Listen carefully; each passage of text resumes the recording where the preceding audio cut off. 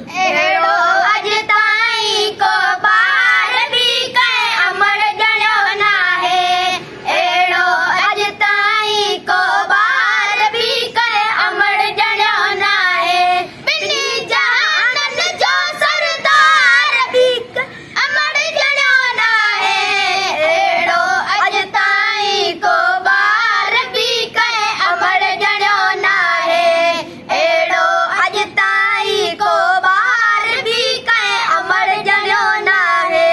आमना बीबीअ जे घर आयो वारे वाग सगोरो। आमना बीबीअ जे घर आयो वारे वाग सगोरो।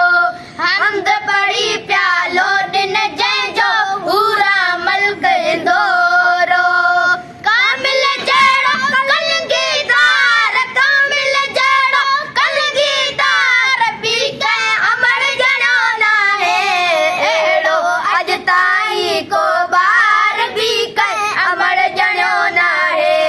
एड़ो अज ताईं को बार भी कंहिं अमर जणो ना है। अरब जे माण्हुनि चयो मके में केर कही आयो वा।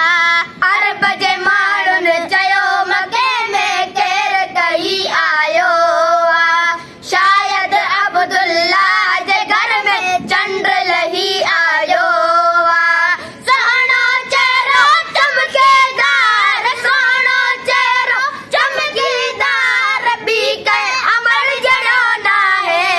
एड़ो अज ताईं को बार भी कंहिं अमर जणो ना है। एड़ो अज ताईं को बार भी कंहिं अमर जणो ना है। हज़रत यूसुफ खां बे हुस्न में ज़ोर हसीन जमीला। हज़रत यूसुफ खां बे हुस्न में ज़ोर हसीन जमीला। जग में आयो बणजी हक जे दावा जो ही दलील। आला उत्तम अलंबरदार, आला उत्तम अलंबरदार भी कंहिं अमर जणो ना है। एड़ो अज ताईं को बार भी कंहिं अमर जणो ना है। एड़ो अज अमर जणो ना है। काबे में अल्लाह जे तरफा कान नबीअ जे आयो। काबे में अल्लाह जे तरफा कान नबीअ जे आयो।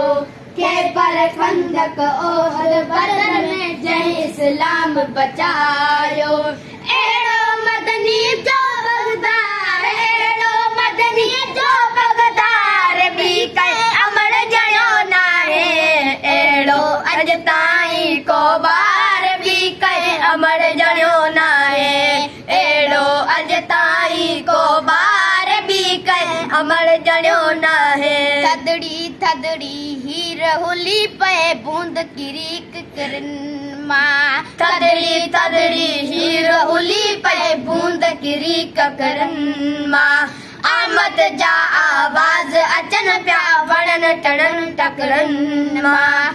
आजी मखणो जे हर वार, हाजी मखणो जे हर वार भी कंहिं अमर जणो ना है। एड़ो अज ताईं को बार भी कंहिं अमर जणो ना है। एड़ो अज ताईं को बार भी कंहिं अमर जणो ना है। बिन्नी जहानन जो सरदार भी कंहिं अमर जणो ना है। एड़ो अज ताईं को बार भी कंहिं अमर जणो ना है।